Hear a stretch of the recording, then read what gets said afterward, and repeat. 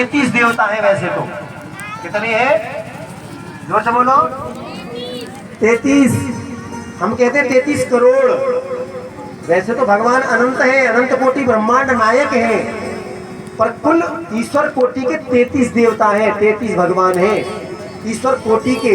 कोटि माने करोड़ भी होता है, और कोटि माने समतुल्य, समान, जैसे, यानी ईश्वर जैसे, ईश्वर के समान कुल 33 देवता हैं जिनका वास कलश में होता है।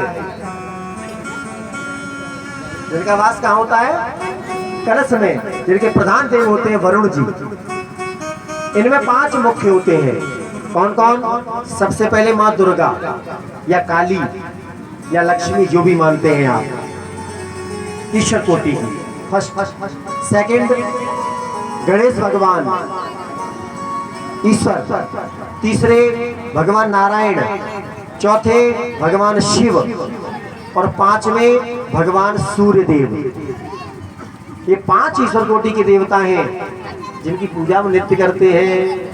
अब सुने साहब, परिक्रमा किसकी कितनी करनी चाहिए?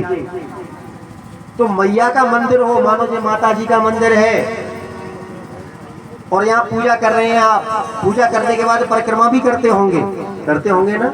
तो मैया की कितनी परिक्रमा करनी चाहिए? जोर से बताओ, कितनी? हाँ भाई, अरे बोल के बताओ कोई, इशारे से बता दो। 2, 5, 7, कितनी? 5। पीछे से पुरुष वर्ग में से कोई बताओ। अरे बड़े बुजुर्ग बैठे हैं, बताओ जी।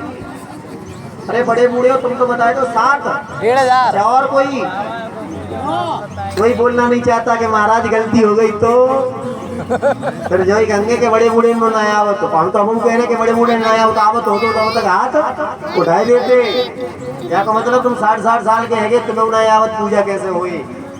ये बच्चियां जानती हैं। दोनों बच्चियों ने बिल्कुल सही जवाब दिया, इनके लिए ताली बजाओ सब लोग। इन दोनों ने बिल्कुल सही बताया। मैया का अगर मंदिर है तो केवल एक परिक्रमा। माता जी चाहे काली मैया हो, दुर्गे मैया हो, महालक्ष्मी माता हो, माता जी का अगर मंदिर है तो केवल, अब जोर से तो बोलो, कितनी? एक। ध्यान रखना, गांठ बांध लो।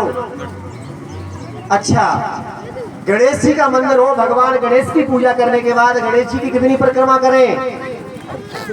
इनकी नहीं मालूम, इशारे से बताओ कोई, कितनी? अब कोई नहीं बताएगा।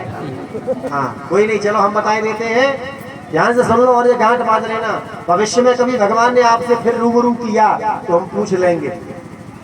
अगर भगवान ने चाहा और आपने कभी बुलाया इधर दोबारा कथा के लिए तो हम आपसे पूछ भी सकते हैं। तो मन में जो कह रहे हो हम कहीं बुलाएंगे तो तुम पूछोगे, हम बुलाएंगे ही नहीं तो तुम पूछो। बोलो राधे राधे।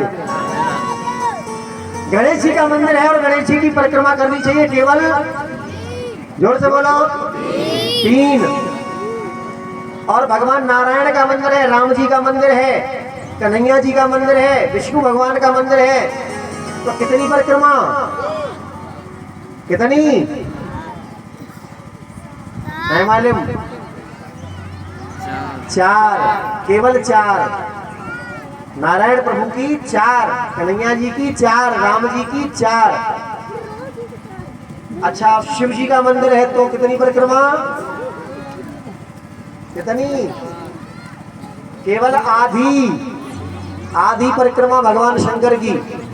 शिवलिंग जो होती है ना, जो जलहरी होती है, जहाँ से जल निकलता है, जिसे आप नाली बोलते हो, पानी निकलने वाली जो व्यवस्था है, उसको कभी लांघा नहीं जाता। जो व्यक्ति उसे लांघ जाता है उसके अनेकों जन्मों के पुण्य उसी क्षण क्षीण हो जाते हैं, नष्ट हो जाते हैं, और वो उसी दिन से दुख भोगना प्रारंभ कर देता है। मरे गए ताई को दुख हुआ, उसी दिन से दुखों का भार उसके सर पर आ जाता है। अब आप कहोगे कैसे करें? तो मानो मंदिर में प्रवेश करना है, नाली का मुख ऐसे होगा या ऐसे होगा, सीधा नहीं होगा। अगर ऐसे है तो आप प्रवेश भय तो इधर से ही जाओ और नाली तक जाओ और वापस यहीं आ जाओ, भगवान को प्रणाम करो और बाहर लौट जाओ। ये हो गई आधी परिक्रमा। अगर नाली इधर है तो इधर से प्रविष्ट हो, ऐसे आओ और ऐसे ही वापस चले जाओ और बाहर निकल जाओ, हो गई आधी परिक्रमा। भगवान को ऐसे जाना और ऐसे वापस आना, कभी उल्लंघन नहीं करते उस जलहरी का, है ना, ये आधी परिक्रमा। और सूर्य भगवान का अगर मंदिर हो में लगाता ही रहो। सूर्य भगवान की पूजा करते हैं, आप जल देते हैं मानो छत पे से ही, अपने द्वार पे से, और एक जगह खड़े होकर परिक्रमा करते हैं भगवान की मान करके। तो कितनी परिक्रमा करनी चाहिए? सूर्य भगवान की 7। कितनी? जोर से बोलो। 7। सूर्य भगवान की 7, भगवान शिव की आदि, भगवान नारायण राम या कृष्ण की 4, गणेश जी की 3, मैया की 1। ये विधान है परिक्रमा का। आरती का स्वरूप बताया, भोग कैसे लगाया जाता है ये बताया, परिक्रमा कैसी कितनी करनी चाहिए ये बताई, ये पूजा का स्वरूप मैंने बताया। अब कुछ लोग कहते हैं माला कैसे करनी चाहिए, तो माला भी सुन लो।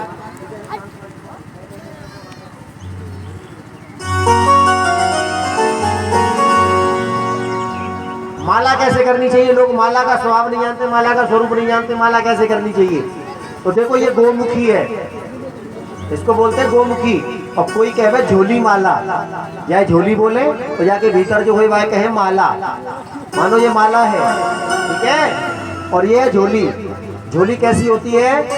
एक तरफ तो मुंह चौड़ा होता है, एक तरफ होता है छोटा, ऐसे।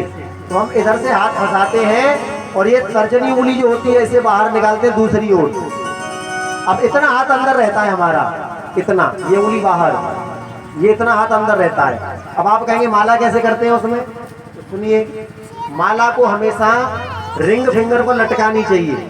रिंग फिंगर, तीसरी वाली उंगली, तर्जनी, मध्यमा और अनामिका। अनामिका, इसमें माला लटका है। सुमेरु यहाँ हो तो सुमेरु से इधर से ये अंगूठा और ये मध्यमा उंगली, इन दोनों के सहारे से मनके को आगे बढ़ाना चाहिए। ये उंगली बाहर रहती है, अभी मैंने बताया ये बाहर रहती है। इन दोनों के सहारे से ऐसे आगे खिसकाते हैं, ओम नमो भगवते वासुदेवाय, ओम नमो भगवते, ऐसे खिसकाते चलेंगे। अब आप कहते खिसकाते खिसकाते मानो हम आ गए यहाँ, यानी लास्ट में, यहाँ आ गए, यहाँ खत्म हो गई। अब इसको लांघेंगे नहीं, बहुत से लोग यही नहीं जानते माला को लांघा जाता है कि नहीं, फिर यहाँ से ऐसे शुरू कर देते हैं। तो शुरू नहीं करते, ये माला से हमें उल्टे लौटना है। अब आप कहेंगे उल्टे कैसे लौटेंगे? तो उल्टे नहीं लौट सकते, तो माला को ही घुमा लेते हैं। उंगली मध्यमा लगाई, अंगूठे का सहारा लिया।